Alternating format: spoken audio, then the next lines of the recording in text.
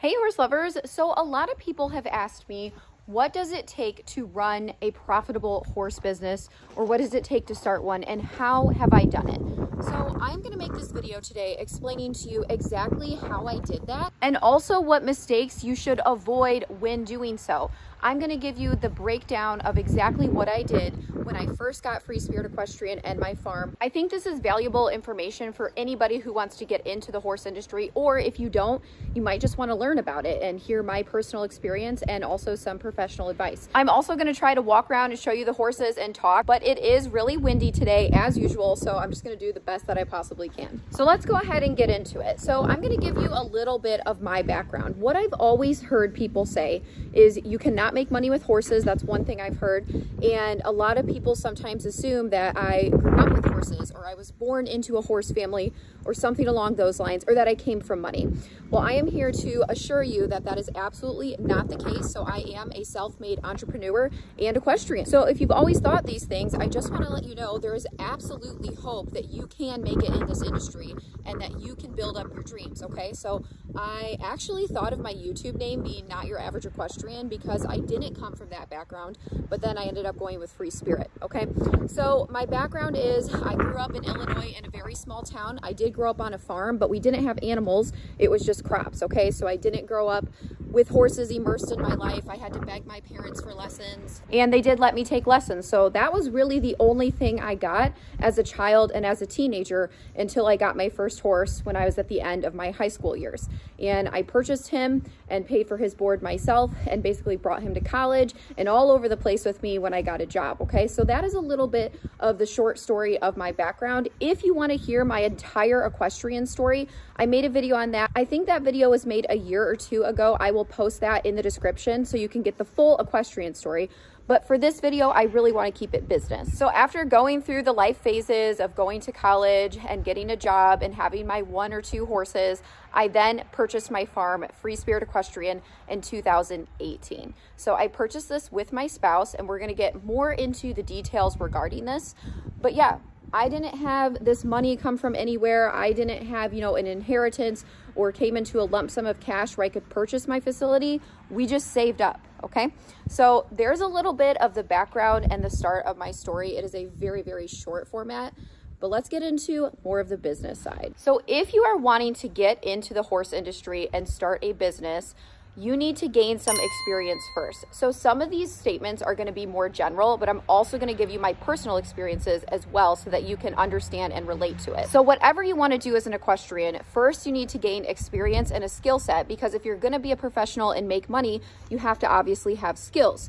So for me, I would volunteer at barns. I would help, you know, clean stalls, feed the horses. I started teaching lessons when I was in college. I did a lot of research. I took a lot of online courses, and I learned from some professionals. So I did take lessons as a child, but it was very, very like sparingly. It wasn't consistent. But then when I was in college and out of college, I started to take more lessons and learn from my trainers in various different disciplines, okay? I also worked with some mentors for some riders who were just older than me and more experienced in certain disciplines like endurance, hunter jumper, barrel racing. So I gained a skill set, basically being a multidiscipline equestrian and just teaching myself. I also started working with and training horses when I was in college. So that's when it really started. But Jiminy, my heart horse, my first horse, my Appaloosa, he was already broke to ride. So really with him, I did teach him to do different disciplines like jumping and endurance and fox hunting and a lot of different things we did, but I didn't start him under saddle or anything. And he had a really good foundation, okay? So I just put a lot of miles on him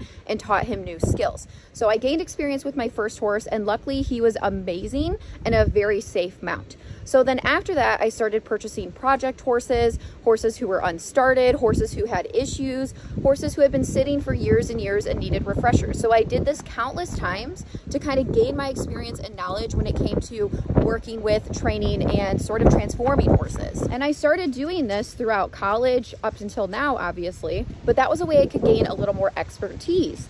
Then after doing all this, gaining experience, I started teaching lessons, like I said. And when we moved and purchased our farm in 2018, I then started my very small lesson program, just a couple people at a time, okay? So basically figure out what you want to do and gain knowledge and experience. I also went to saddle fitting school and got a certification, so I am a certified saddle fitter. I did fit professionally for a little while, but then I realized my goals had shifted at the time. But it was just nice to have another form of expertise, okay, that not every single person necessarily has. So maybe you want to be a farrier, then obviously you need to gain experience. You need to go to farrier school. You need to find a mentor. You need to take your certifications. You need to get out there and work, right? Okay. All different types of things you can do. I'm keeping it general, but that is my experience. And then another example of how you can gain that knowledge. Then once you gain that knowledge, you have to figure out what you want to do and you have to put it into action. Okay. So trying to figure that out, sometimes it can take a lot of time. Sometimes you know exactly what you want right off the bat. And even when it comes to horses, there are so many things you can do within the horse industry. You could be a trainer, you could be a farrier, you could be a vet, you could be a body worker, you could have pony parties, you could be an equine chiropractor. I mean, the possibilities are absolutely endless. So for myself, I knew that my core mission after years and years of, you know, being around horses and working with them was to find them, work with them, and eventually rehome them. Like, that is the short gist of what my mission was. And I knew I wanted to have a lesson program as well. So really sit down, think about what you want to do, get out there and shadow people. That is a great way to figure out what you really like and what business will work for you. The next step, once you figure out what you want to do and you have the experience, is you need to save up to be able to put that into action. Or sometimes vice versa, if you need to pay for schooling or the education. So the way that I did this, and the way that I think a lot of people need to go about this, if you don't come from money, or you don't have a lump sum of money that you can spend on a certification or a horse property or a facility, then you have to save up. So the way that I did this was by having a full-time job outside of horses for the first 6 years of my professional career outside of horses. Okay, so really, especially in today's market, how expensive everything is, it's just absolutely crazy with inflation. You almost need to have a supplemental job or income in order to save up and put towards your eventual horse business or your current horse business. Hi, Mushi.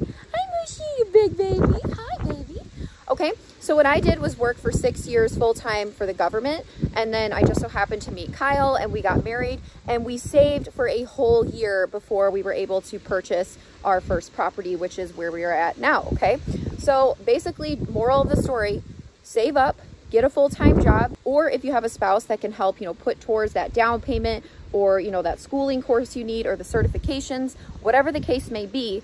I truly think that it's difficult in this market to just get right into it. Like, you have to have some form of, you know, savings that you can put towards what you're going to do. Okay, for the average person. And like I said, I didn't come with any extra money. It was literally just me. Like, I had a great childhood growing up, but I wasn't rich. Okay, so yeah, you're a big mess, Mushu.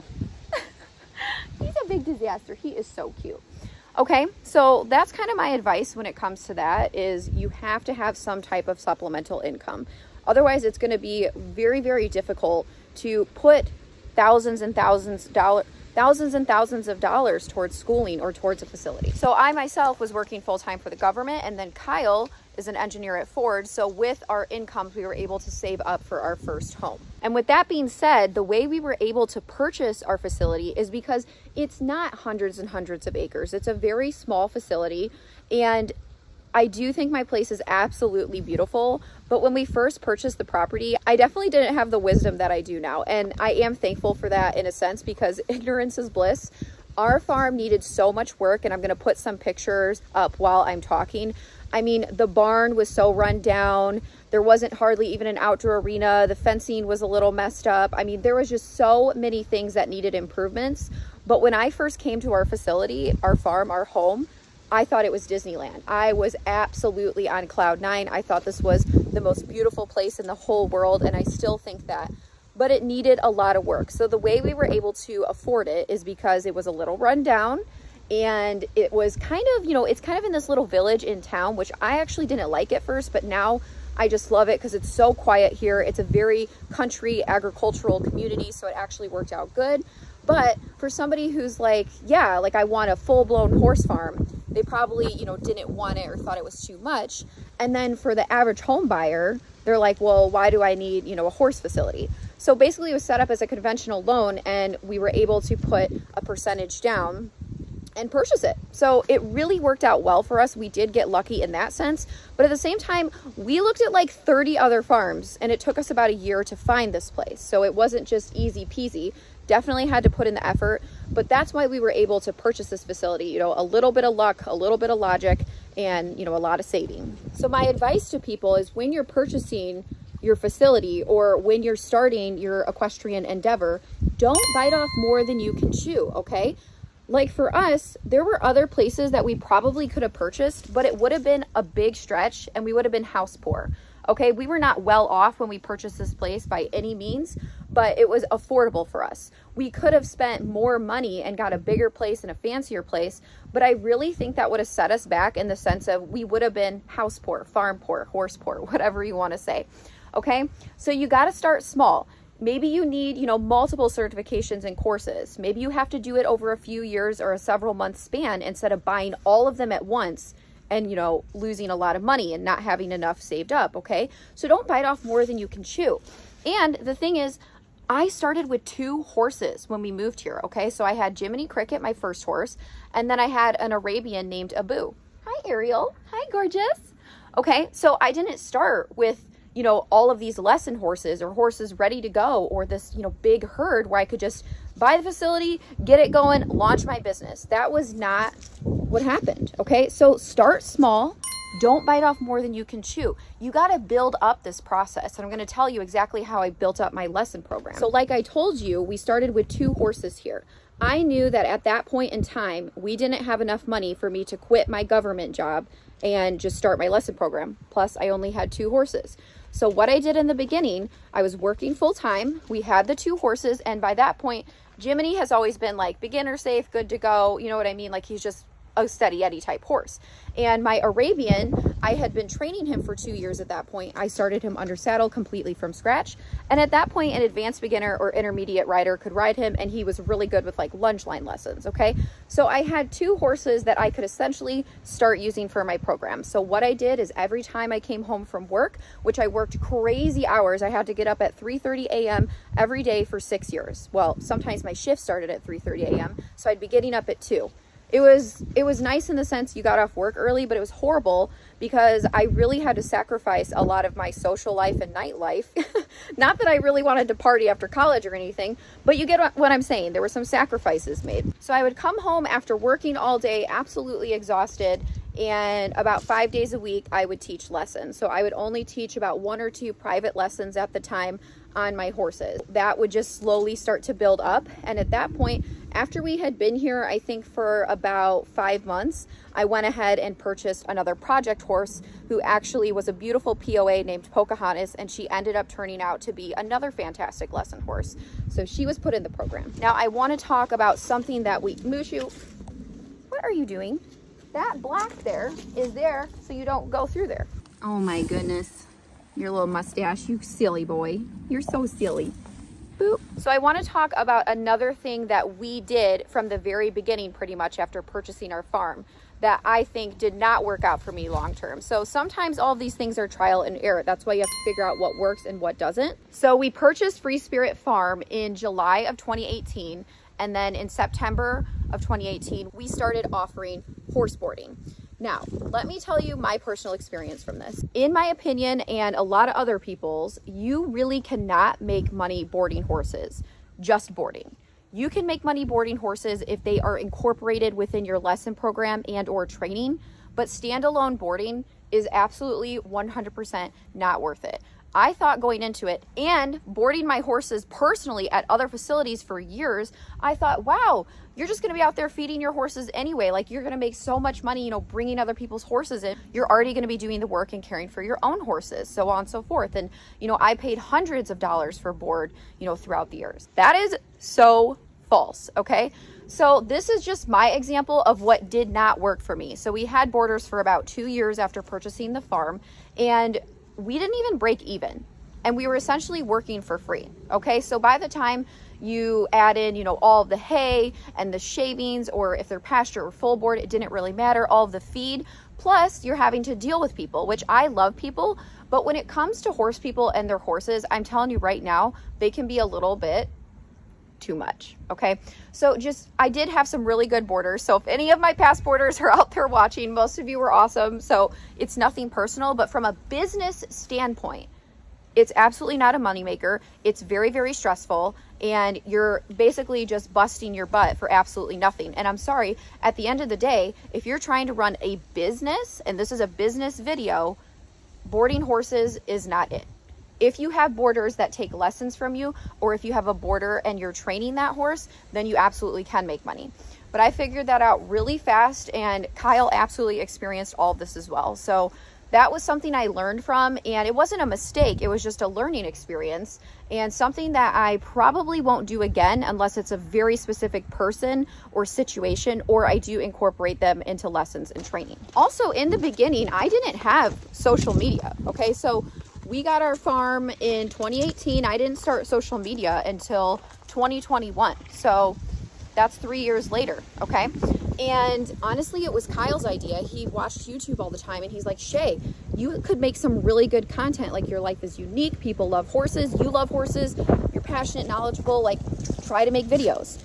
I tried it. I hated it. I was like, I don't want to do this. And I'm a really stubborn person. But then one day something just like switched. And this is a common pattern in my life. Something just switched. And I was like, I'm going to do this, and I'm going to go hard. And once I decide to do something, once I make that decision for myself, it is all in 100%. I don't back down. It's going to happen. I'm going to make it happen, and I'm never, ever going to give up unless it's something I no longer want to pursue. Hi, Ezzy. So then once I started doing the social media, I realized that this was something I really, really enjoyed, and it was something that was working for me. And then I think it took about 6 months until we got monetized. My first check from YouTube was like $100, which obviously you can't live off of. But I was like, oh my gosh, it's an extra $100. Like, this is amazing. Like, that can buy horse feed. That can, pay for, trims or something like that. So I then realized that my lesson program was growing, it was expanding, and that my social media had potential to make income. And I knew that that was going to work for me, which leads me to my next point. Once you have the experience and expertise, once you've saved up enough money and you can, go ahead and pursue something, or once you started pursuing something and you've started it and you've built it up slowly, like my lesson program, I then started to add more clients. I added, another horse. So then I had 4 lesson horses, added more clients, and it was a hustle, right? Because I was still working full time. But once you have the calculated risks analyzed, and once you have something in place and you look at the numbers, you have to do something. You have to take the plunge, okay? And it is a very scary thing to do, because as humans, sometimes we crave stability. Sometimes we think that everything can just fall apart if we make this decision. But you know what? You're never gonna know if you don't try. So my personal example of taking the plunge, you've heard some of the background story or what you need to know from a business standpoint. So when COVID hit in 2020, I was just like, so that was before the social media and everything, right? So my main income was my government job, and then the lesson program was basically a side hustle at that point in terms of income, right? But I was pouring all my passion and energy into it. I absolutely loved it. And I decided when COVID hit, I was like, I can't do this government job anymore. It taught me a lot, and it was a good salary. Like, at the time, it was decent money for what I was thinking, I was capable of. And I was like, I'm gonna give this up. And I'm giving up my benefits. But Kyle had benefits through Ford, so that was helpful. And of course we had Kyle's income too, right? But in today's world, you basically need dual incomes almost, okay? You know what I'm saying? So I'm just thinking, like, this is scary. This is a huge risk.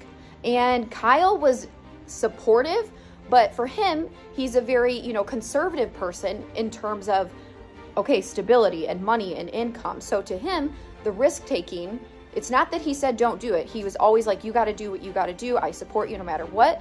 But he wasn't 100% like, yeah, quit. Perfect. Great. So I truly had to make this decision and calculate my risk and just take the plunge. And I did it. I went in, I put in my 2 weeks, I quit my government job. And the second that happened, my lesson program exploded. It just absolutely took off.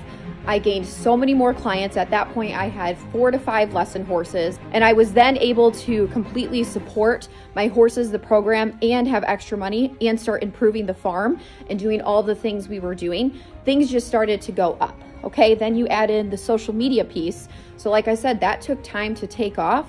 But once the social media took off, the social media then became my main income source, and the lesson program, income-wise, was the side hustle, okay? Funny how things just kind of shift and change. And then, of course, later, way down the road, I added my boutique, which now is almost more than the social media income. So these things just kind of snowballed within themselves, and I figured out what works and what doesn't. The boarding didn't work for me. The saddle fitting wasn't my thing. I didn't really enjoy it.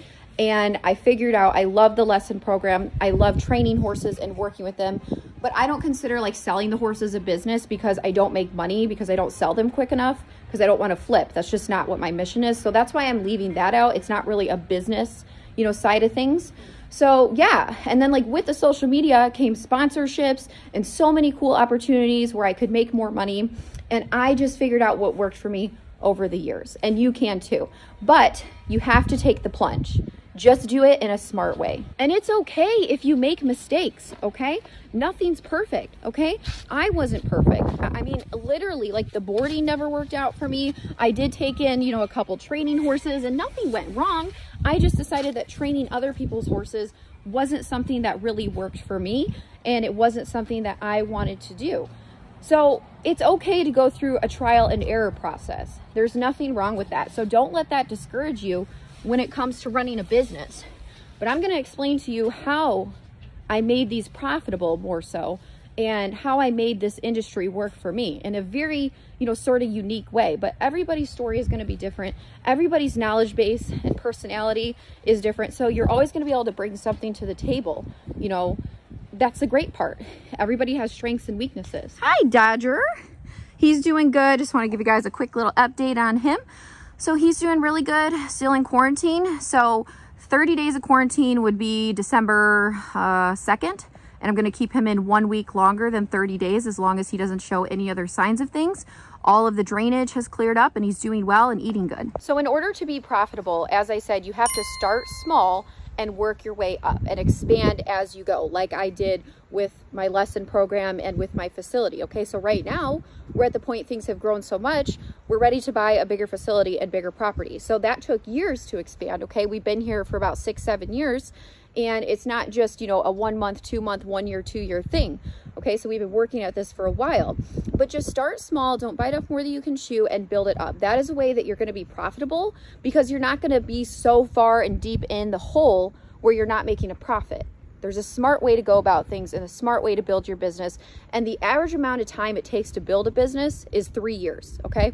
So keep that in mind. And with that being said, you want to make sure that you have goals. It's good to have an overall vision. You want to have short-term goals and long-term goals when it comes to horses. My short-term goals were to have a lesson program and expand that, and then go from there. Now my long-term goals are to purchase a larger property, expand my program, my lesson program a little bit more, also expand some of my horses that I personally have, and, you know, the training, maybe add some rescue horses when I see fit. Also, I would love to be able to offer free spirit equestrian retreats on a larger scale, do more events, and host clinics. Okay, so those are some of my long-term goals as of right now, and when we purchase a larger property. So you really do want to have your full vision in mind, or an idea of what the absolute, you know, end goal would be.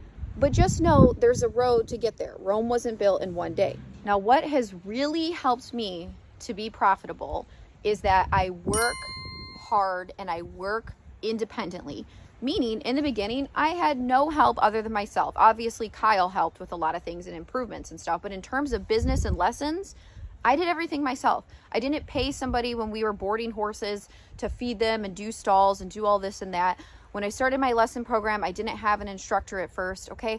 I did everything myself. And up until today, even, I pretty much do everything myself, other than I did hire 2 assistants to essentially help with my lesson program, because it has grown and expanded, and I more so am managing and organizing that, because that's a job in itself. Okay, so I'm managing everything. Now I'm still teaching, but they're doing a lot of that too. But I still feed my horses when I'm home. The only time I don't feed is if I'm literally not in town. I do all of my marketing, all my social media. I edit my own videos. I do everything. Now Kyle is a huge help too. Okay, so I'm not counting him, even though he is like absolutely part of this, but I don't pay him. Okay, at least not money wise. But yeah, so I definitely am very blessed and grateful to have him. He is a huge help, and I probably could not do this without him. So let's just put that out there. But moral of the story, I don't have like paid employees packing orders every single day. Like I am out here busting my butt and working and doing things myself, which saves me money, and I enjoy doing it personally. Okay, so do as much as you can independently without obviously running yourself into the ground. But the more that you can do yourself, the more money you're gonna make, okay? If that makes sense. Now, with that being said, the help you do hire, make sure they're good, because if you don't have good workers, then you have nothing, okay? They are the backbone of what you do. They can make or break your business. My 2 assistants, they are instructors, so they're riding instructors. They will also help me with some filming if I'm in a pinch and need some help, or if, you know, we get a huge influx of orders, they will help me with that occasionally. But they are amazing. So Natalie and Aaron are my instructors, and they are absolutely phenomenal. There has never been a lick of attitude with them. They are just go-getters. They're fantastic. They respect me. They love coming here. They're awesome with the students. They're amazing with the clients. They're positive, and honestly, they're cheerleaders. Like, I just love them so much. So I value them so much. They are incredible. And honestly, at this point, because it's so busy, I couldn't do this without them either, because things have now scaled. So if you are going to hire help, make sure it's good. Now, another thing is you want to capitalize on what you already have. So for example, I used to rent up a room upstairs because we literally have a whole upstairs that we were not using with 2 bedrooms and a bathroom. So for, you know, supplemental income, I rented that out. So that was capitalizing on the space I had available. And of course, you know, we did boarding. Really, Gaston? Of course, we had to tighten that up. Okay. Of course, we had boarding in the beginning, so I was capitalizing on the space I had available when I only had, you know, 2 or 3 other horses. And then my lesson program. So utilize the space you have, okay? And obviously that can be different depending on what your equine business is, what your goals are. And for example, once that person ended up moving out, we then were so busy with the boutique that started in our mudroom. We then had to move everything upstairs because we had a lot more merchandise and everything just took off. So we were capitalizing on that space versus, you know, renting out, you know, a storage unit or a warehouse or something like that. So capitalize on what you have to make yourself more profitable. Plus Kyle, I capitalized on using Kyle for free labor. No, I'm so thankful for him, like really, he's awesome. And again, this is all a team effort, okay? So this is our lifestyle. I'm not making Kyle do these things. He is just all in, he's very supportive, and he's just all about the hustle and everything we're doing. The next thing, have passion. When you have passion and you have drive, people are gonna notice that. And it's okay if it's not perfect at first, but if you really show, you know, your expertise, your experience, your passion, and you're putting in that effort, build it and they will come. Okay, that can mean from a digital standpoint, virtual, or that can mean from a physical standpoint, like a lesson program, or you could be, you know, an online trainer and you could have courses, okay? You could offer that. Or you could be a traveling clinician, you could be a saddle fitter, you could be a veterinarian. Once you gain that reputation and people see that you have something to offer them that they can learn and that you have this drive, build it and they will come, okay? These horses didn't just fall out of the sky. Except for Ezzy, she just kind of appeared out of nowhere one day. If you know, you know. But anyways, truly guys, like these horses, none of these horses were here when I first purchased this farm. Not one of these horses you're looking at, okay? This has all been built up over time with passion, knowledge, experience, trial, error, everything. Everything. So point in case, I was able to build 3 businesses that all are 6-figure income producing businesses. And I was able to do that from the ground up, not coming from a horse background, not coming with a large lump sum of money. It strictly came from blood, sweat, and tears, and time, and everything, okay? And passion. The biggest thing that works for me is that I'm hardworking and I have a lot of drive and motivation and passion. Is being an entrepreneur for everybody? No, it absolutely isn't. Not everybody can be an entrepreneur.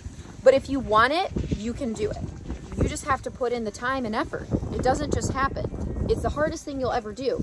But in my opinion, it has offered some of the biggest yields and rewards I never could have possibly imagined. So a breakdown of the steps. Number 1, build experience, expertise, and a skill set. Figure out what horse business is best for you and what you truly want to do. Save up so you can pursue that goal. And also during that process, you can figure out what works and what doesn't. And then you can learn from your mistakes or what doesn't work and adjust from that. Start slow, build up, and don't bite off more than you can chew. And then eventually take the plunge. Do what you want to do, put it in action, make it happen, and don't give up. Work independently as much as possible, do what you can, but the help you do hire, make sure it's good and treat them right, okay? If you want them to stay, you gotta treat them good. Capitalize on what you have and diversify your income. You don't want to put all of your eggs or apples in this sense in one basket, okay? So for me, for example, I have 3 different sources of income. I have my lesson program, I have my social media, and then I have my online e-commerce store, my boutique. And as I said, have passion, build it, and they will come. Well, horse lovers, I really hope that you found this video informative. If you're looking to build an equine business, that is absolutely amazing. If you ever have any specific questions, feel free to email me. I'm happy to set up a consultation or answer simple questions when I can. Starting a business can be a scary thing, but if you do your research and find good mentors, it doesn't have to be, okay?